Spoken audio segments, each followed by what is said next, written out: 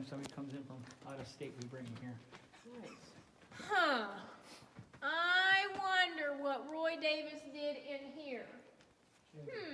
With that big chandelier. Oh!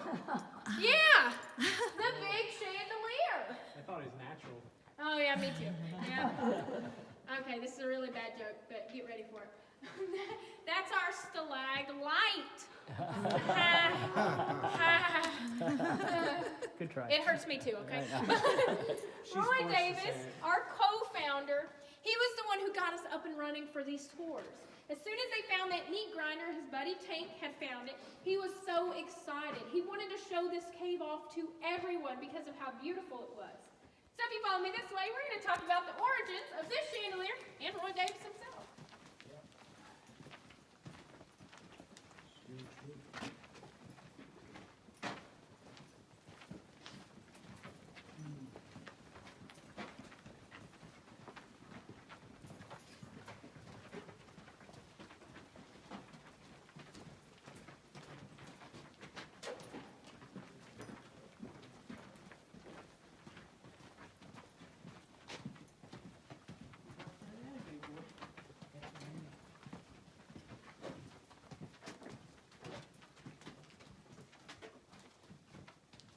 Yeah, this is all new since we were here last time.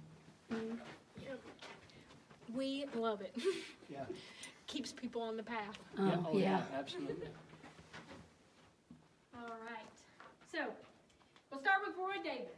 Roy Davis was a caver from Indiana. He actually moved down to Nashville to go to college. Well, an article from the NSS came out in 1951 about this cave.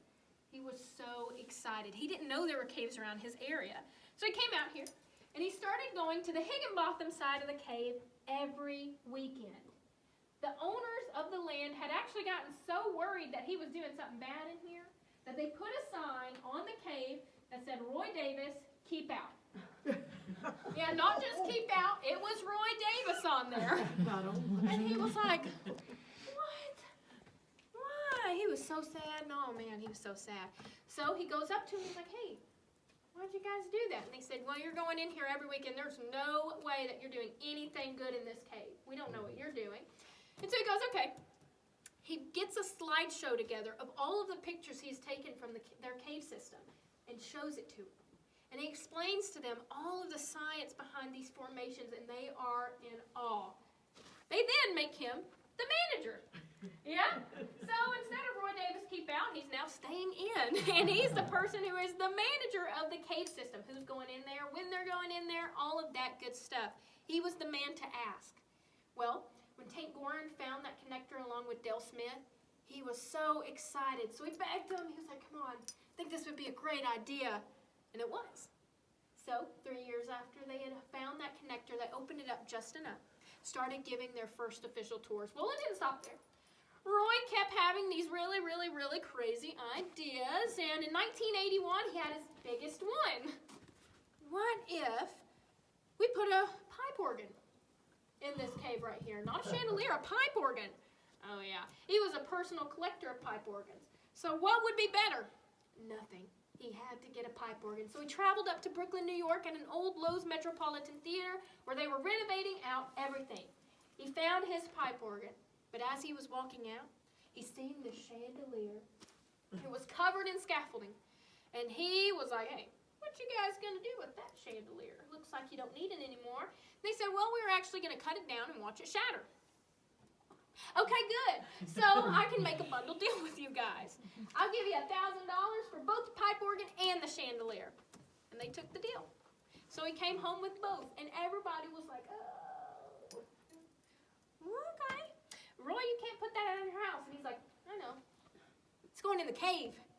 And they're like, okay, well, we can't tell him no. So we're going to try to get this in here. So they put in the pipe organ, and they somehow magically get that chandelier up there. Unfortunately for us, we will not be able to see that pipe organ today. It was taken out in 1997. The humidity started rotting out the wood. It was no longer able to hold itself up, so we won't be able to see that. But the chandelier has been in ever since 1981. And when they had got it installed, he told everybody, he's like, hey, this is the world's first underground theater ever. Now, don't quote me on that, because I don't know if that's true or not. But he was telling everybody that, and that's what brought everybody here, was to see this world's first underground theater. So you may or may not be in the world's first underground theater ever. Wow. Wow. But that chandelier is something special to us.